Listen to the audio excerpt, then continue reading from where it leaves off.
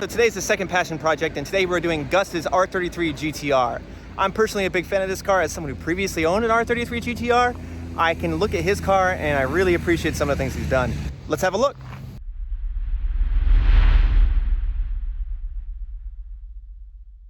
So if you didn't watch my previous passion project, basically the whole shtick is I'll take the car out and I do a photo shoot, I do a video shoot. Hopefully they'll let me test drive it and I can talk about the car, but most importantly, I want to talk about them and I want them to talk about why cars are important to them. That's it.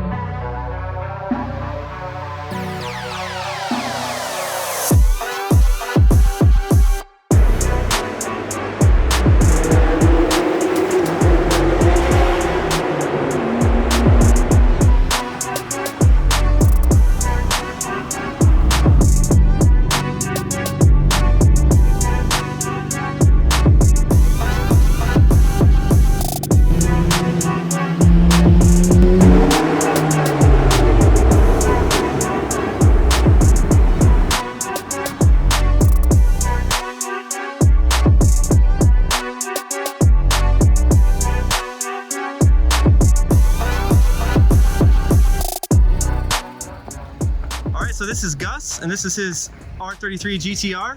Why don't you tell me a little bit about the car? So this is a 95 GT-R V-Spec. I decided just to do my own thing. I don't think a car is yours, truly yours, until you start to modify it, in my humble opinion. So we went with, first off, the awesome Itakura-san, aka the Grandmaster, did his thing on the paint. This is Mercedes colors. Oh. Obsidian black. Okay. First thing I did, full paint job. Nice. Wheels came with the car. They're some Rays, 19 by 10.5 all the way around, all four corners.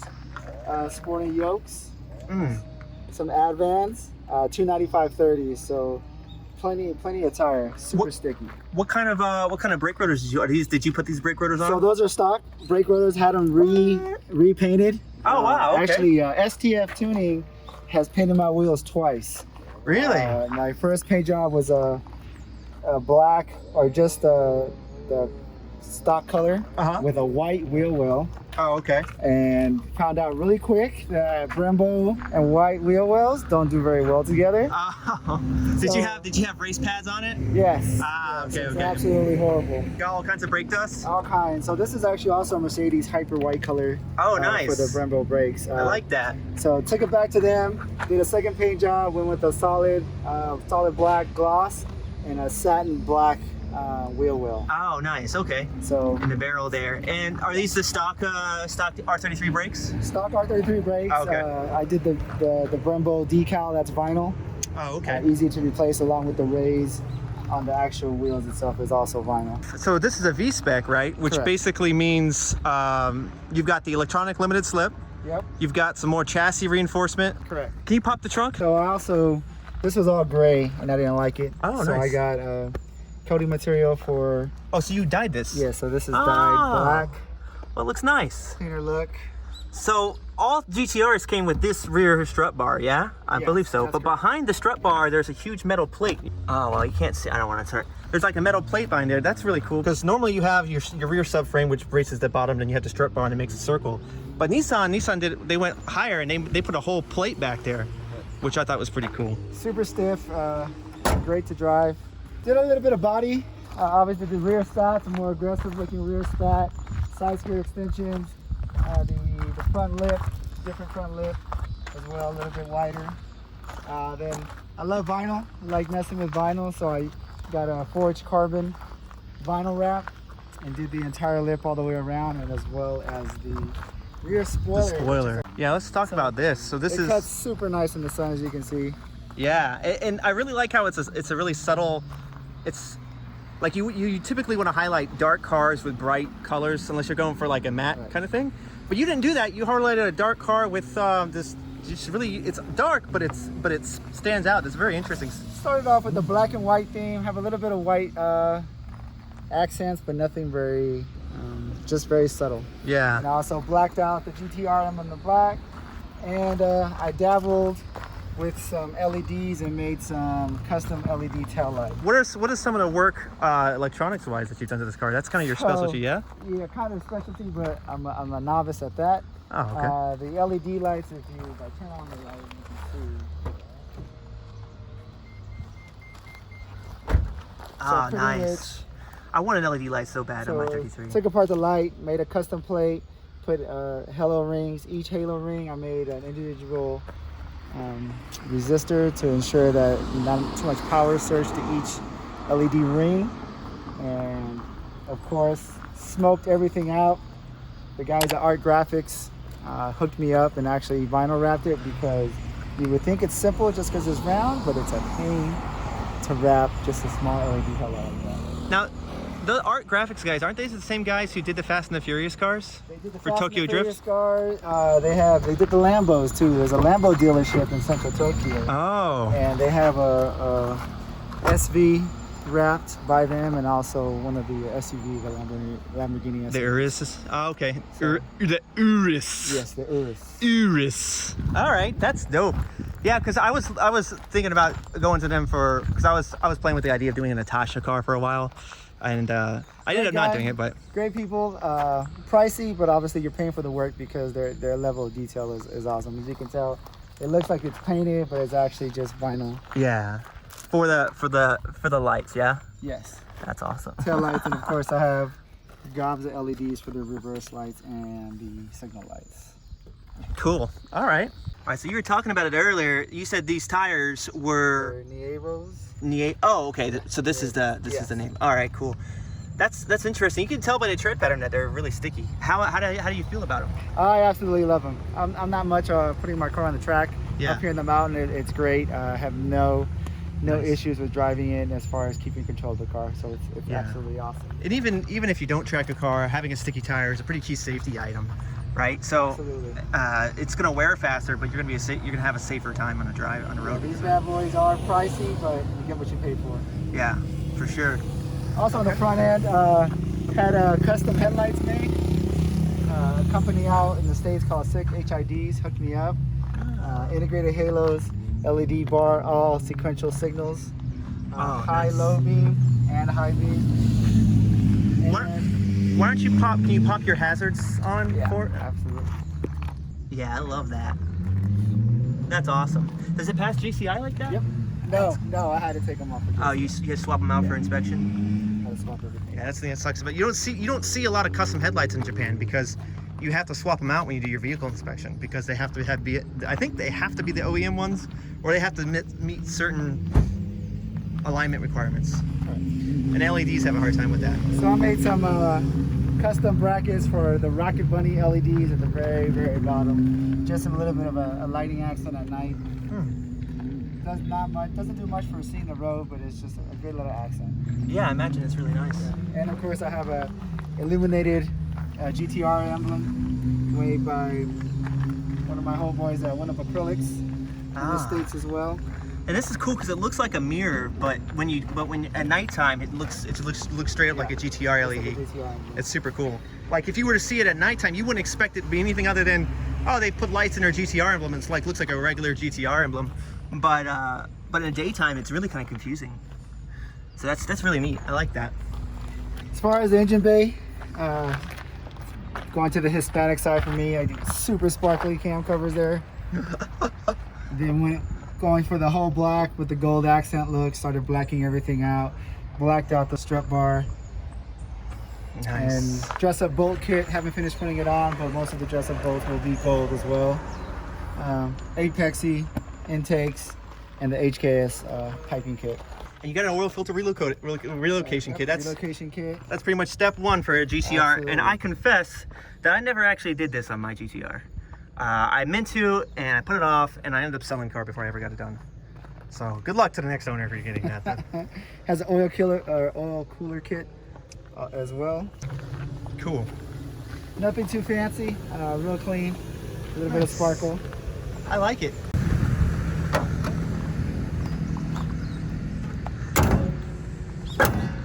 So what are your plans for performance-wise for the car? Are you planning on doing something to the engine? It's up in the air. I would like to keep it twin turbo. Okay, A little bit I of can respect that. nostalgia. I'm in the same boat. A little bit of nostalgia with that. Yeah. I would like to get them top mounted because I want to be able to see those snails. Are you going to do an ECU swap to go back in the States? Yes. Okay. Yeah. I'm either going to be Haltech more than likely or Link. So, and for those who may not understand what that means, why would you need to do an ECU swap going back to the States? Easier, especially Haltech. Haltech has great customer service. You can call them up, tell them, hey, I just added a downpipe to my tune. They can actually email you, put it on USB, connect it to their ECU, and it will actually tune your car for you. Nice. So great customer service, and again, they're stateside, so it's easier to communicate and get what you need done. And these cars too, they didn't have OBD. They're not OBD2 cars, right? OBD2 wasn't introduced until '96. Correct. Are they even OBD1? I don't even think they are. I'm not sure on that. I'm not sure either. But yeah, so that's a big problem. All the plugins and all the aftermarket stereos and stuff that require OBD for you to look at radio sensors and all that stuff, none of that will work on these older cars. So you have to swap out the ECU if you want to get that stuff working. Absolutely. Which is a job and a half for sure. But if you're tuning it, you're gonna want to do that anyway. So Correct. okay, cool. Well, let's see what you got going on the inside. So you got the GT-R key, very nice. I never had mine stamped. I just gave it to the guy who bought the car. Okay.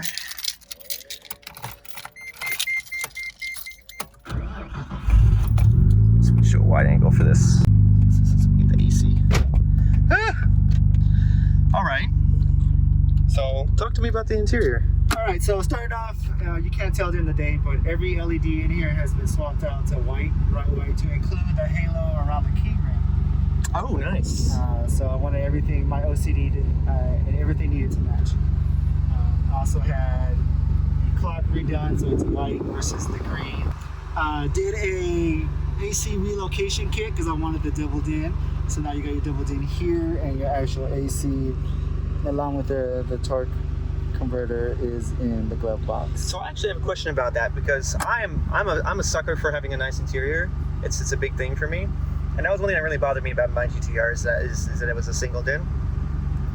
And what I was going to do is instead of relocating the AC, because I also didn't really like the AC, though it does clean it up a lot. I hated the idea of the AC being in my glove box for some reason. It just bothered me. Some people actually stick it right here. Yes. They make kits that mold it, that create a new mold here, and it looks like you got something else that'll put the AC here. Is there a reason why you decided to go this so route? the mold kit was great, but it was also crazy expensive. So this is not my daily driver. This is my weekend car.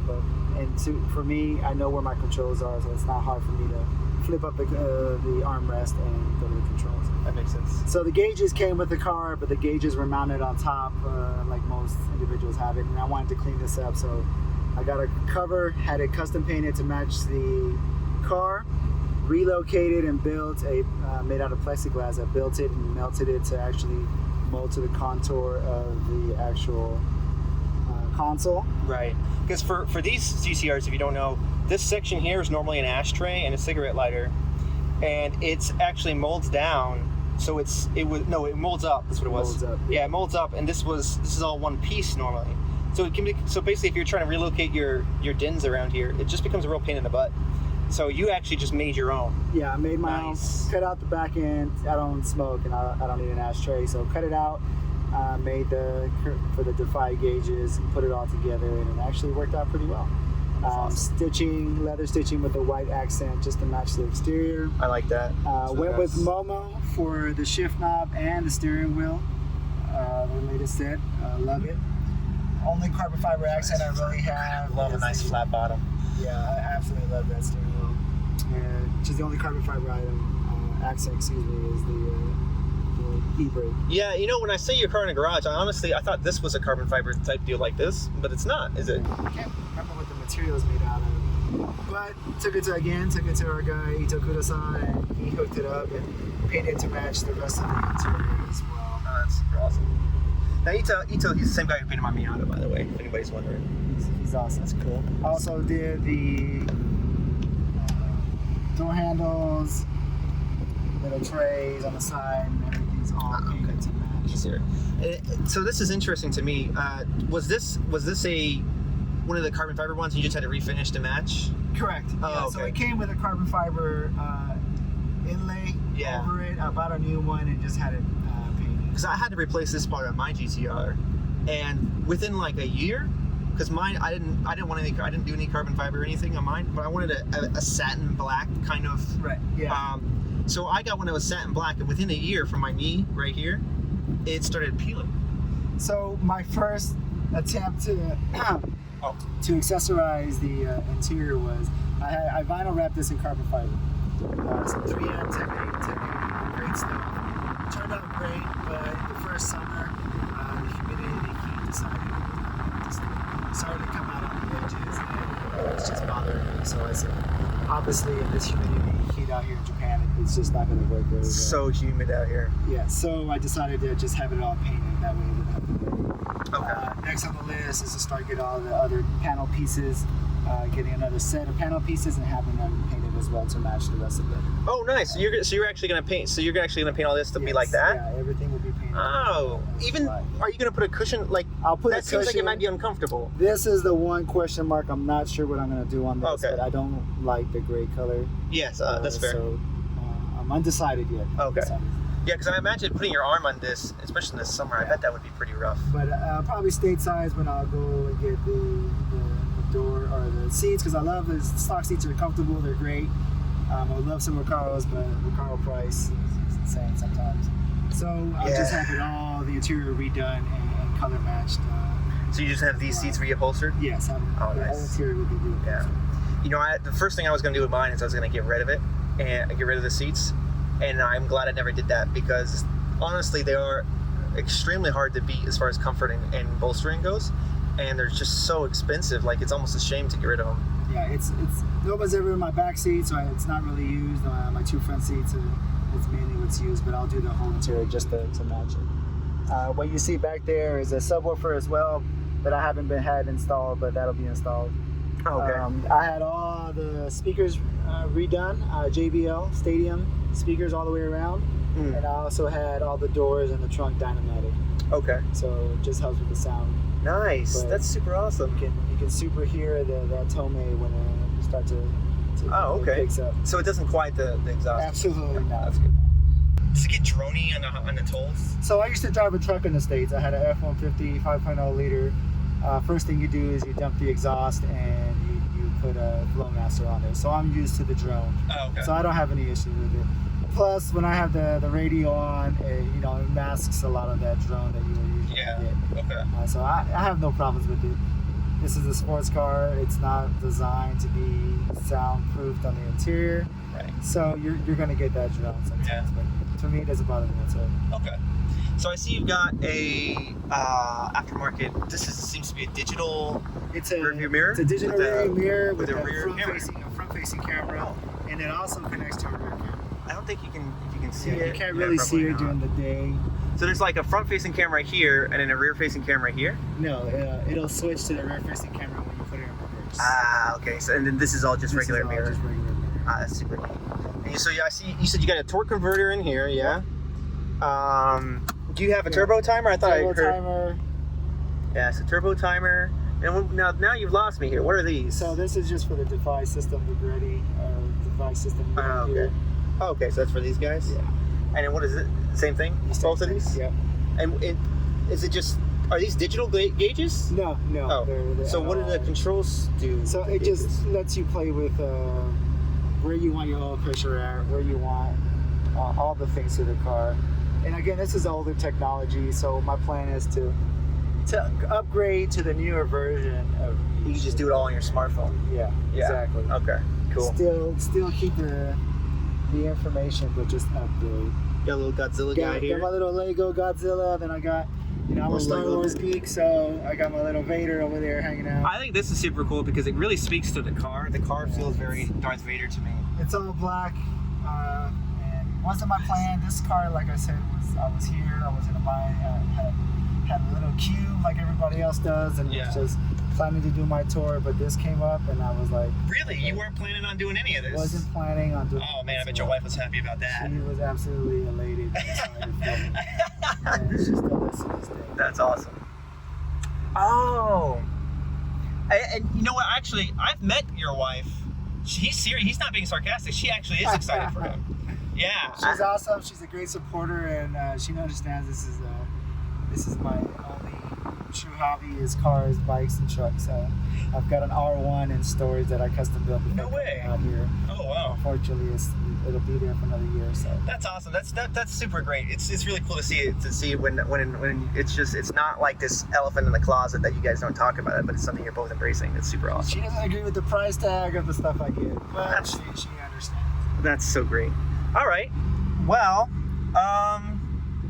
I guess we'll go for a drive. Yeah. Sounds good. Okay. Let me go lock up the van, right, and then we'll do that. All right. We're required to have our mask on if we're too close, so don't hate on me. This is how it's gonna be. All right. Okay. So this has got a Q speed short shifter. Okay. So it's super short shifts. Yeah, that's really stiff. Okay. Is there anything funny about the car that I should know before I start driving? Nope. Other than that. Okay. That's it. Okay. Cool. This is so sweaty. Oh my hand. So humid. The AC will get better when we start driving. Yeah. I think so. Yeah. Wow. All right. So this shifter is like, I've never. This is the first time I've ever used a shifter like that. Yeah. So we're gonna be a little gentle.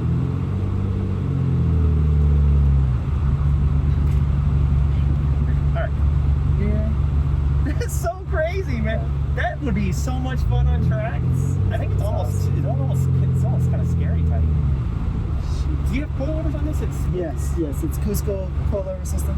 Okay. All the way around. Woo!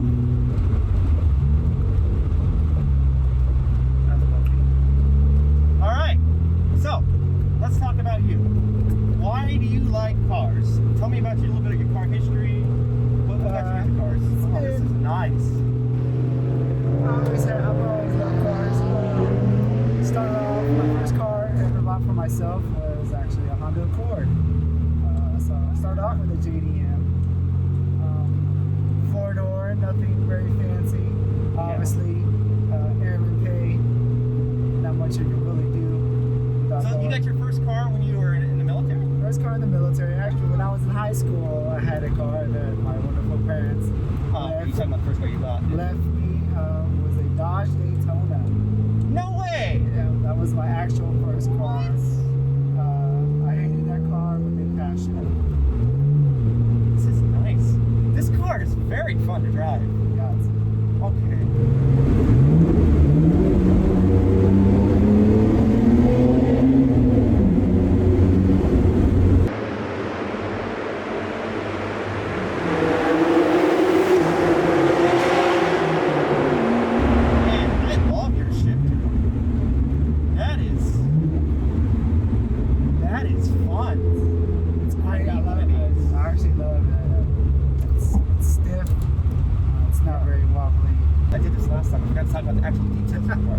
So this is a 1995? correct. 95. 1995 GT-R V-Spec, which means it's an R33, right? So the R32 was 89 to 94 GT-R, then the 33 GT-R started in 95. The reason why I specify that is because the GTST body style went ahead of the GT-R by a year. The 94 is an R33 and the GTST. Anyway, the 98 is when we switched to the R34 GT-R or R34 body style. And that's the one that you're probably familiar with. That's Paul Walker's. But all the way back to 89, they've had pretty much the same power plant. Some things have changed. The R32s had some oil issues. The 33s have the V-Spec has an electronic limited slip, and it had more increased chassis strength. The 33 is also the fastest of all of them, and don't you forget it. And it blew the 34's GT-R Nurburgring out of the water by like 30 seconds, 20 seconds, I don't think it is. But the 33 had more curvy round ends. It has a 2.6 liter inline six. It also has a all-wheel drive system that is rear bias, so it feels very much like a muscle car, but then the front will start scrabbling when you need it to. Another interesting thing that they came with is a four-wheel steering called a Hikis system. Basically what it is, it allows the rear wheels to counter steer a little bit to stabilize the car at high speeds. Most people delete these. I personally left mine in. Do you have yours? I left mine in. Okay, yeah, see, I think that's better. And I did the same thing because I actually kind of like the way, if you're coming on an on-ramp, it'll wiggle a little bit. And it feels like the car is just kind of giving you a little bit of attitude. And I kind of like that interaction with it now. All right, so your first car was a Dodge Daytona. You hated it, yeah? Yeah, absolutely hated it. Issues with injectors. Obviously, I'm a teenager. I have no idea what's going on. It's not a fun car. Interesting. That's surprising. Joined the military. And I was finally able to afford my first car. Went for a Honda. Love Hondas. Went for the Honda Accord. Had that for a while. It was a 91 Honda Accord, I want to say. Okay, all right. Very clean, kept it clean, nothing very fancy. Then I moved up to a Honda Prelude. Oh, now that's a car I know a little bit about. That's awesome. What did you like? I absolutely adored it. Actually, I bought it for my wife as a wedding present. Oh, no So way. it was her car, and we primarily used that whenever we did travel. So Huh. absolutely loved the car. Beautiful car, loved it. Did that for quite a while. Got another Honda Accord, 4-door. We had a family. I decked it out. That's where I got into paint body work. Oh, okay. So I started customizing, doing paint body work. I think my Honda Accord went through like 6 or 7 paint jobs. Shaved the doors, did the whole thing. The whole thing. I think that's where my real love. Shaved doors on a Honda. Shaved 4 doors. I like Shaved that. 4 doors. All 4 Oh, doors. wow, I like that. All 4 doors were shaved. You know, I was really into the shaved door thing when I was in high school, college. That was back then, you know when they did the shaved trunks? Yep. With the staggered license plate on like the S10s? Actually, I wanted one of those so bad. the trunk is shaved on this car. Oh, really? Typically, the You're right, I didn't even notice that. GT-Rs have the keyhole with the Nissan emblem. Yeah, I and it's shaved it kinda off. ugly. I shaved it off. Did not like that. Yeah, Also shaved the antenna. I don't plan on listening to very local radio anywhere, so I shaved the antenna as well. That's a nice touch. I don't want to say I fell out of love with it, but life took me a different path, and I got into the truck business. Oh man, I'm So- sorry for your loss. Maybe I'm not used to the because I've been in the Miata for a minute now. The brakes don't you can feel the weight of the car. So these are 4-piston Brembos. Oh, okay. Obviously back in the day, this was the highest in technology they could do. Yeah. They went with the Brembo. I love the Brembos, but you do get the Brembo squeak when they do get hot. Oh, okay. So it doesn't matter how your brakes are, the amount of brake dust and how hot the actual rotors get, it makes them squeak up. So that's probably one of my annoyances with the Brembos. But other than that, they're great. No issues with braking. Okay. And so there's a trend. So the trend for you with automotive enthusiasm seems to be you like things that go fast, but you like to customize it. Because you're not a track guy. You wouldn't call yourself. Do you? Absolutely, No. yeah. Okay. I know myself that I would like to push it to the limits, and I know getting on the track gives you that opportunity. Yeah. And in my mindset, I know how much I have into my vehicles, and I do not want to afford myself the capability of crashing because of my ignorance. Yeah. So that one rule I always have is you should never track a car that you can't walk away from. And it sounds like you live like that. That's great. But I think that's interesting though, because a lot of people in the automotive world, they look at cars as the truth.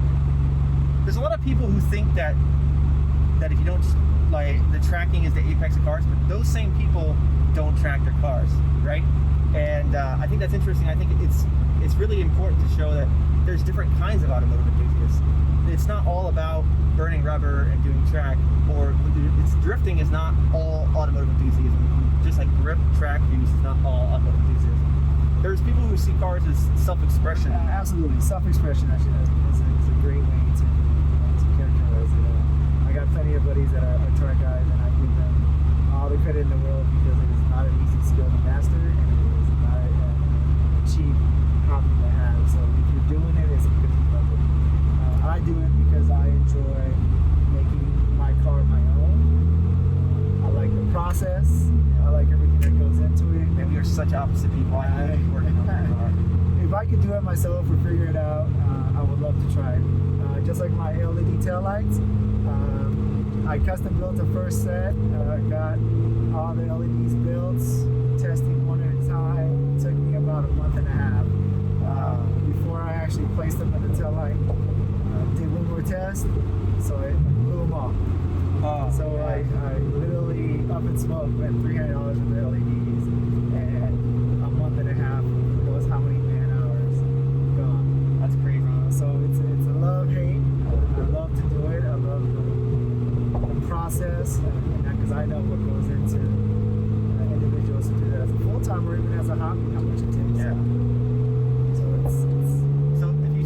CSI video, Gus is the guy who helped me out with my LED issues, and I still couldn't really figure it out. This nice sunlight we got there.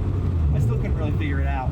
But Gus pulled out. He took me to his house and he pulled out all this whole massive LED kit. And I was like, holy cow, this guy knows his stuff.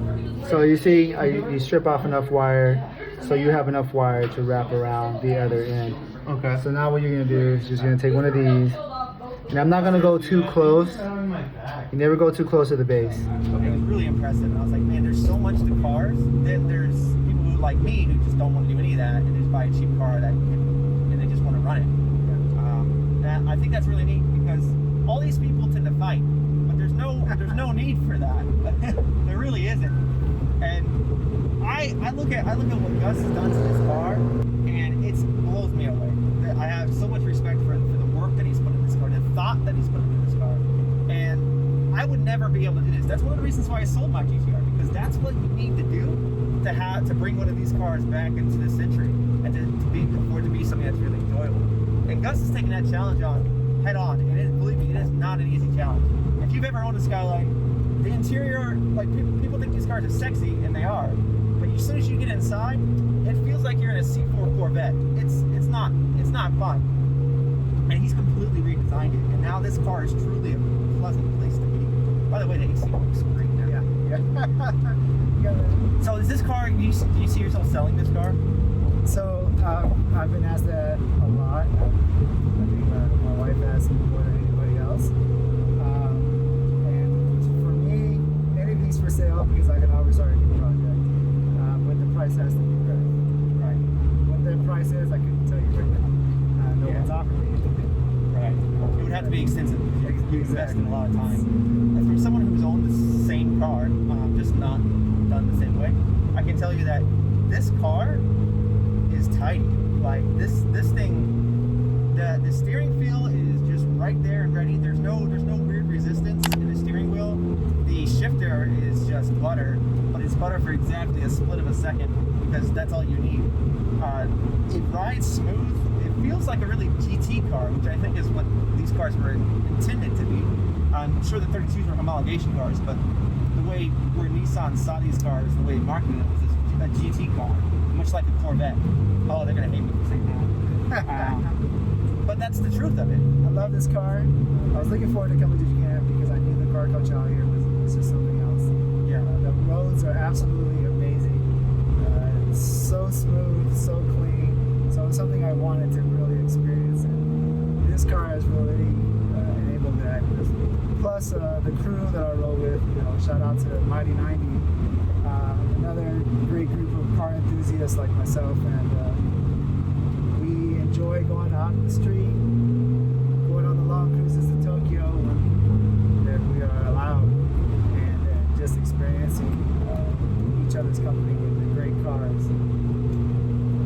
So you're going to see a lot of Mighty 90 cars. As a matter of fact, I'm basically rolling through their members roster because all of their cars are just spectacular, and their plans for the cars are extremely. To say they're grand is an understatement. I can't wait to show you what else. This is personally my favorite of them because I'm a GT. Because I had one, and I know very well what he's had to put into this car time-wise to get it to what it is. But you're going to see a lot of those cars. I'm just super thrilled for the opportunity to film it. So check out his Instagram, Gzilla95. Check out his Car Club's Instagram, Mighty90. You're going to see a lot more of them. And thanks for watching.